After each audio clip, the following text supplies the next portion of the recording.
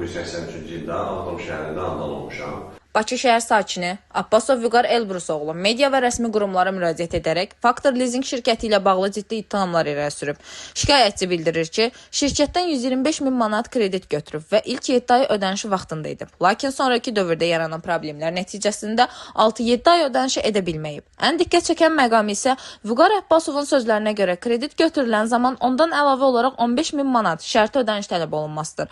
Bu isə maliyyə əməliyyatlarının şəffaflığına dair ciddi suallar doğurur. Faktor Leasing şirkəti özü aldı onu mənə. Şirkətin rəhbərliyi Əliyev Ehtiramdır.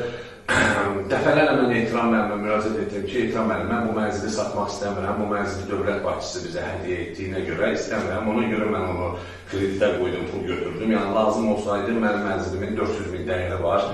Onu satardım. Şikayətçi iddia edir ki, dövlət başçısının atasına hədiyyə etdiyi şəxsi mənzil məcburiyyət qarşısında Faktor Leasingə yerləşdirilib və bunun əsasında kredit ala bilib. Lakin ödənişlərin gecikməsi fonunda şirkətin rəhbəri Əliyev Ehtiram tərəfindən təhdidlərə məruz qalıb və nəticədə həmin ev əlindən alınıb. Vüqar Abbasovun sözlərinə görə bu proses Muğab Bank vasitəsilə həyata keçirilib. Mən sadəcə ailəmi dolandırmaq üçün bu krediti götürmüşdüm. Amma nəticədə həm evimdən oldum, həm də ailəm təhdidlər altında yaşamalı oldu.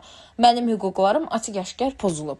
Fikir vermirdim. Yəni mən adı halına insanları da yəni Ehtiram Əliyevin silahı hallandırırdım. Mənim əsas Ehtiram Əliyevlərdir şikayətim. Çünki dövlət başçısının verdiyi, Cənab İlham Əliyevin verdiyi yəni evi belə dəvəduzluq etməsi düz deyil. Yəni bu biz bilirsiniz ki, çox böyük bir dövlətdə, qüdrətli bir ölkə dövlətdə yaşayırıq. Bizim dövlət başçımız bizi 30-35 ildən sonra doğma torpaqlarımıza qaytarıb. Yəni biz bugün sevinç içindəyik. Bizim körpələrimiz sevinir, övladlarımız sevinir, gələcəklərimiz sevinir.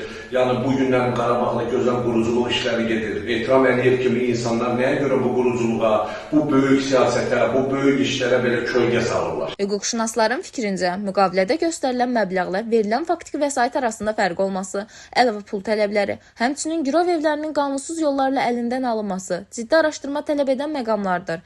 Vətəndaşların iddiaları təsdiqlənərsə, bu maliyyə sektoruna inamı sarsıdan faktlar olacaq. Vətəndaşların iddiaları göstərir ki, məsələ artıq təkcə bir şəxsin problemi deyil, ümumi narazılıq doğuran sistemlər hadisəsidir. Buna görə də İqtisadiyyat Nazirliyi, Mərkəzi Bank, eləcə də Baş Prokurorluq bu iddiaları ciddi araşdırmalı, vətəndaşların hüquqlarının qorunması üçün zəruri tələblər görülməlidir.